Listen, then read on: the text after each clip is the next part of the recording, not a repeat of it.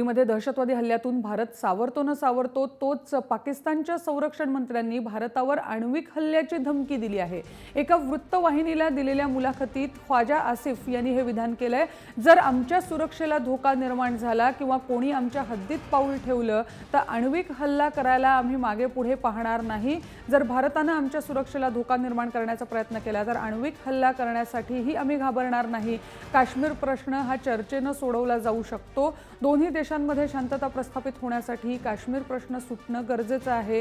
पाकिस्तानने अशी धमकी देण्याची ही पहिली वेळ नाहीये, यापूर्वी अनेकदा अशी धमकी देण्यात आली आहे। आण्विक हल्ला करू अशी ताजी धमकी आता पाकिस्तानकडून भारताला आलेली आहे। जर आमच्या हद्दीत पाय ठेवला तर आण्विक हल्ला करू असं ख्वाजा आसिफ जे तिकडचे संरक्षण मंत्री आहेत त्यांनी म्हटलं आहे।